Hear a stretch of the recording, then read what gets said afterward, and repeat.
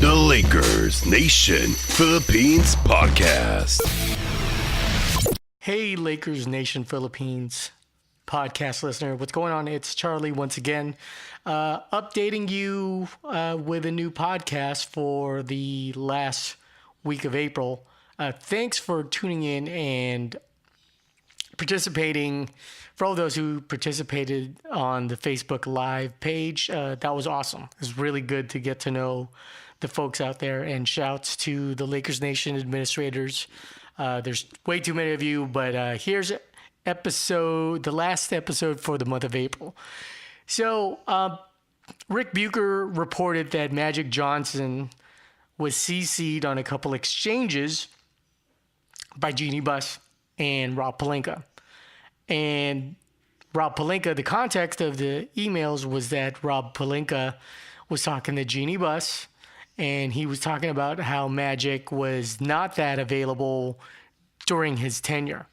And you guys have heard a lot of the audio bits on Rob Pelinka coming into the facility, knowing that Magic wasn't there, asking everybody, so where's Magic? Where's Magic?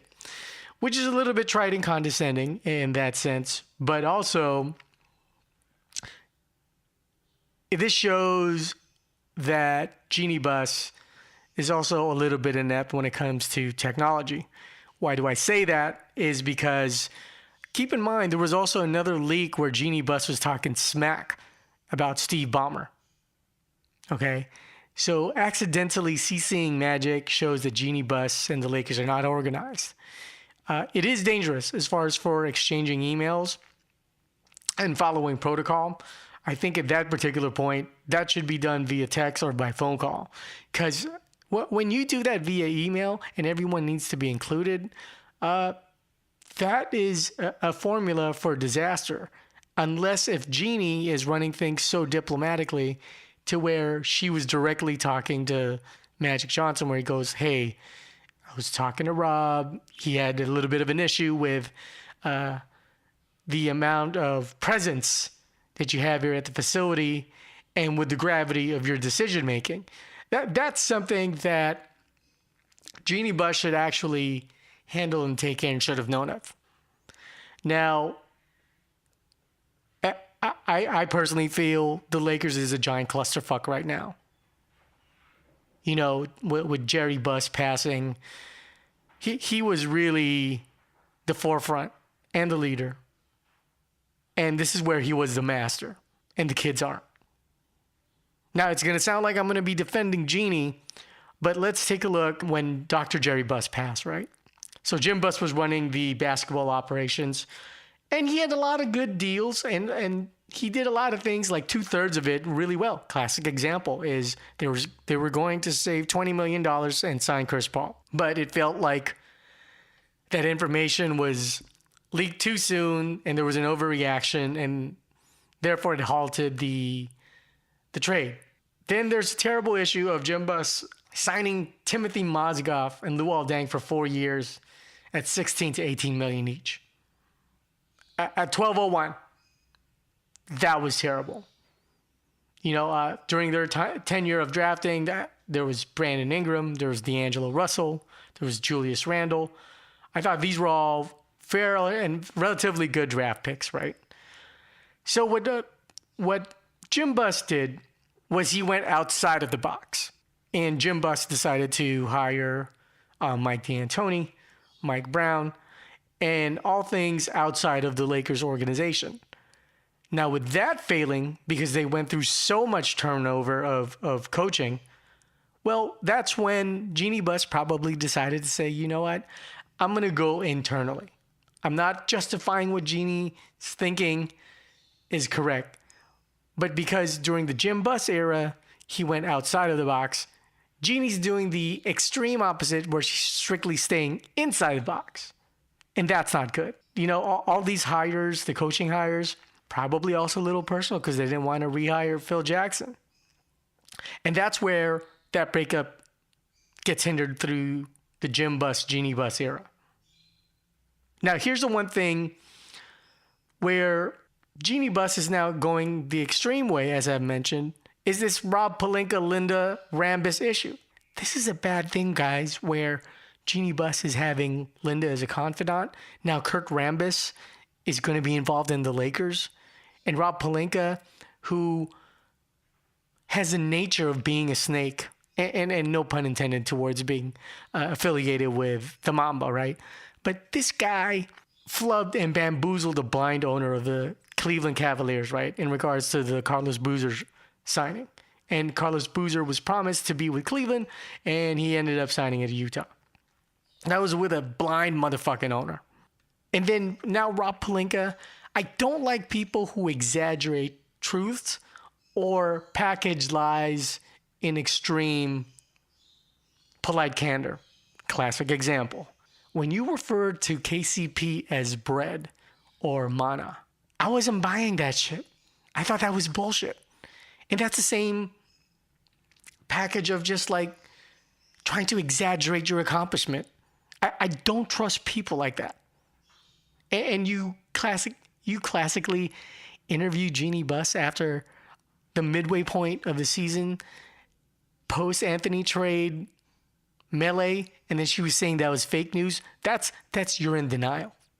So I really don't appreciate the front office. And honestly, guys, not to be doom and gloom, this is a classic example of not learning. Okay, Jim is gone. Okay, Magic's gone. But you're still doing the same math. And this is absolutely dangerous because these are ego moves. And there's rumor, according to Bill Plaschke, that Kurt Rambis will be the assistant coach. How do you hire an assistant coach before hiring the head coach? And you don't even have the president in place because the president should be choosing the GM. The president should be choosing the coach. And then the coach should be choosing the assistants. And everything that goes down that strata and ladder.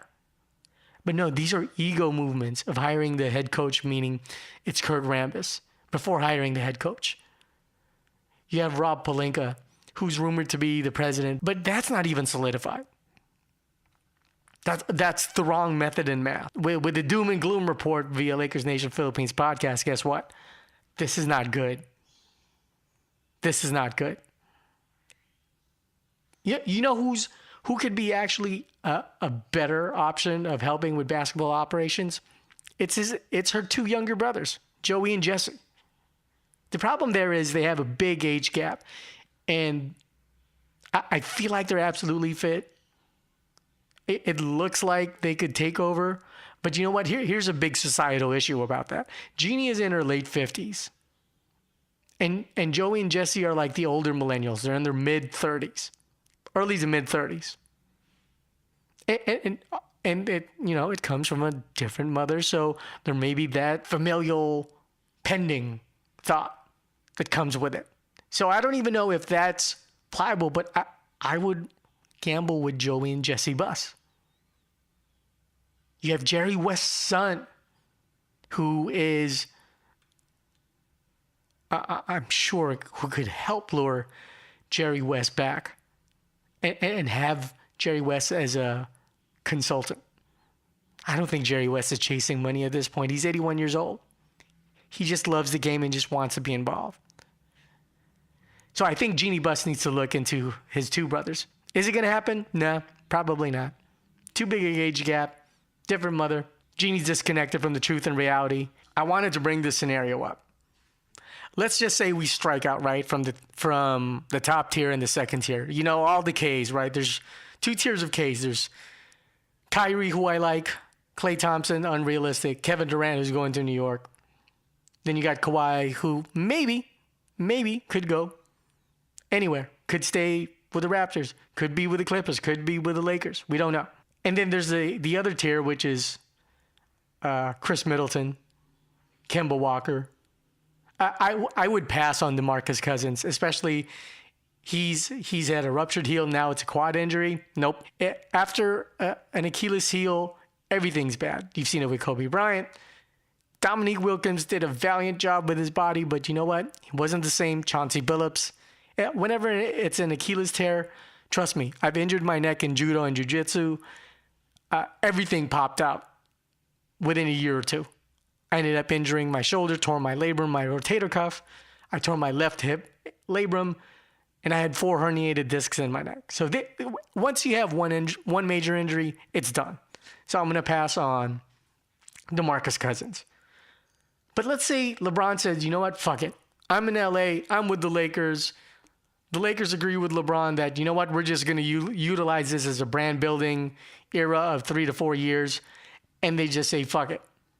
I have a 2020 plan, and it goes to show how screwed up this organization is and how many steps it takes to land Anthony Davis if he doesn't get traded.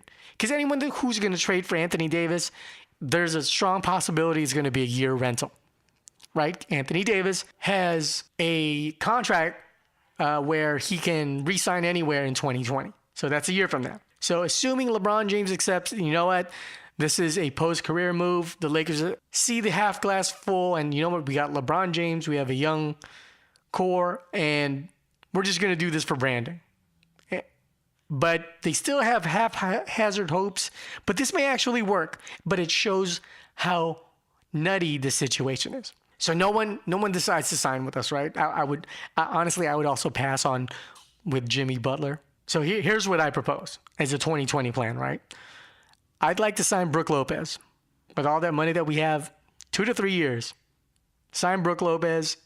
That's also big, assuming he wants to go back. You grab people like Danny Green, Seth Curry, Wayne Ellington. And then maybe you could honor someone like Caruso with a 2-3 year contract, right? So let's just say it's Brook Lopez at the 5, Danny Green, Seth Curry, and Caruso. Here's your lineup for the 2019-2020 team. You have Lonzo Ball at the 1, Danny Green at the 2, LeBron James at the 3, Kyle Kuzma at the 4, Brook Lopez at the 5. And then your 10-man or 11-man rotation could be Caruso, Seth Curry, Josh Hart, Brandon Ingram at the 3, Mo Wag at the 4, and Jonathan Williams at the 5. I think if you are just concentrating on brand building and making noise, because it's baby steps, right? You got to get into the playoffs first. This is formidable. If you just sign Danny Green, Caruso, and Seth Curry, and obviously Brook Lopez, I think this is good, guys. And here's the plan for 2020. Let's say AD still wants to sign with the Lakers. He gets traded to any team, doesn't like it. Giant if, right? So for 2020, the second year, when Ingram is due for an extension, you max him. You max Brandon Ingram. You package him with a pick or two and offer Kyle Kuzma for AD, and you do a sign and trade. You talk to New Orleans and you go, guys, let's do a sign and trade. The reason why I have momentum for this is a couple of months back, David Griffin was on the George Sedano show on 710 ESPN. And David Griffin had such high praise for Brandon Ingram. And this is David Griffin before. This is way before he got hired again to be a GM. So you talk to David Griffin, you tell him like, hey man, you already lost AD, but you know what? Why don't we give you Brandon Ingram and Kyle Kuzma a couple of picks or a pick or two? So now here's your lineup, assuming that goes through. You have Lonzo Ball, you move Curry to the 2, and I'll tell you why later. Lonzo Ball, Seth Curry, LeBron James, Anthony Davis, and Brook Lopez, since Lopez was already signed the previous year. Coming off the bench, now you have Caruso at the 1, who's serviceable, Josh Hart, serviceable, reliable. And then you have Danny Green, who's stable at the 3, Mo Wag at the 4, and Jonathan Williams at the 5. I just want to show that there are ways you can still see this positively for the Lakers. Because it's easy to be doom and gloom, right? Like a few minutes ago, I was talking about doom and gloom stuff. But these are like positives that we have. We still have LeBron James. It looks like we have a good draft position. We have 0 bad contracts. And we have cap space. So that's just an example of a scenario where I think if the front office works out, and dear God, I hope I'm wrong about Rob Pelinka and this Linda Rambis, Kirk Rambis affiliation with Genie. But there are positives, guys. So till the next, I'm not going to do another podcast. I'm going to do another Facebook Live. And hopefully I get to talk to you guys. But that's just me with a quick pod for the Lakers Nation Philippines podcast. Signing off. Thanks.